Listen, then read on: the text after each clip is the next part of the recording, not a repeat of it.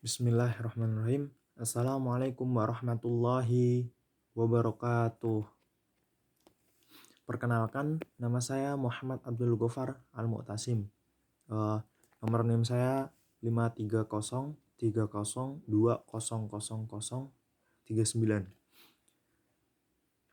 Di sini saya akan menjelaskan tentang Amsalul Quran untuk memenuhi UTS matkul Ulumul Quran. Seperti yang kita ketahui bahwa Al-Quran adalah kitab kita untuk orang-orang yang bertakwa. Kemudian di dalam Al-Quran sendiri mempunyai banyak sekali cabang-cabang ilmu. Dan salah satunya adalah ilmu Amsalul Quran. Ilmu ini adalah ilmu yang terdapat perumpamaan tentang berbagai hal yang erat dengan makna dan hikmah yang sangat besar. Amsalul Quran merupakan penyampaian gagasan-gagasan dengan bahasa yang padat dan indah, dan menghadirkan sesuatu yang abstrak seolah-olah dapat diindra oleh manusia, yang sulit difahami dan dibayangkan menjadi hal-hal yang mudah dicerna. Jadi yang sebelumnya abstrak atau oleh manusia itu yang sangat sulit dipahami atau yang sangat sulit untuk dibayangkan, kemudian dengan ilmu ini dikemas menjadi hal yang konkret atau mudah dipahami, mudah dicerna oleh manusia.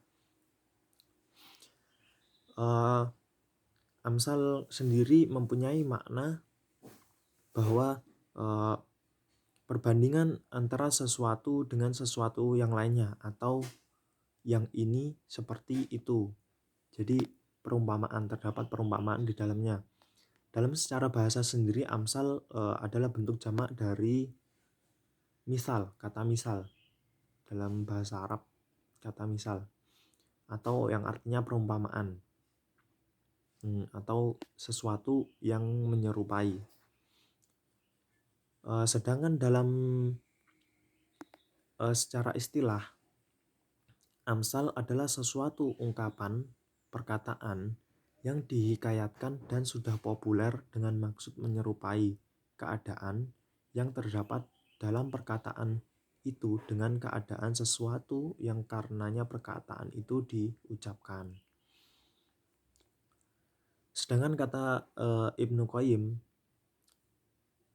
mendefinisikan bahwa amsal Quran dengan menyerupakan sesuatu dengan sesuatu yang lain dalam hal hukumnya, dan mendekatkan sesuatu yang abstrak atau makul dengan yang indrawi atau konkret mahsus, atau mendekatkan salah satu dari dua maksud yang lain dan menganggap salah satu sebagai yang lain-lainnya.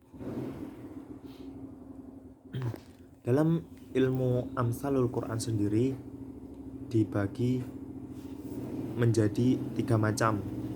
Sebenarnya di sini terdapat perbedaan pada pendapat ulama. Ada yang mendapatkan para ahli, ada yang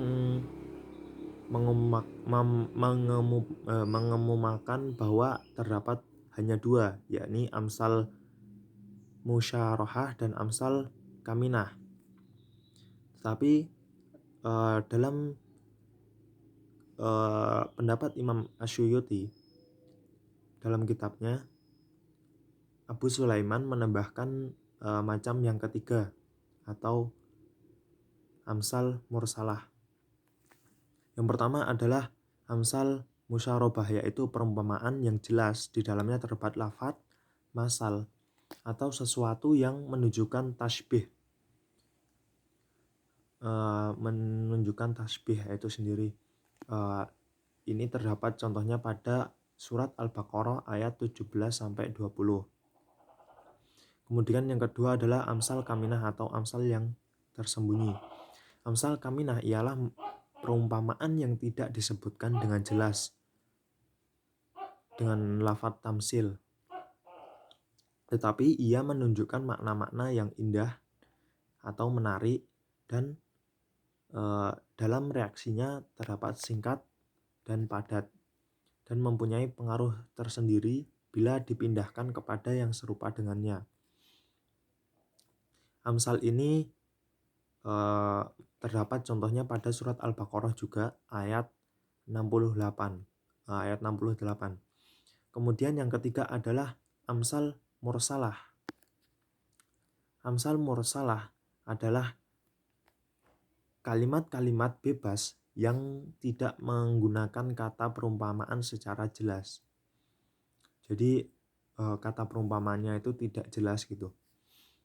Dan amsal ini terdapat pada surat Al-Baqarah juga pada ayat ke-249. Kemudian ada rukun dan syarat amsal. Pertama, rukun amsal. Rukun amsal terdapat tiga hal. Yang pertama adalah harus ada diserupakannya atau hal yang diserupakan, yaitu al-musyabbah, sesuatu yang diceritakan. Yang kedua adalah al-musyabbah bih, yaitu sesuatu yang dijadikan tempat penyamaan. Jadi harus ada asal ceritanya. Kemudian yang ketiga adalah wajhul musyabbah, harus ada persamaannya, yaitu arah persamaan antara kedua hal yang disamakan tersebut.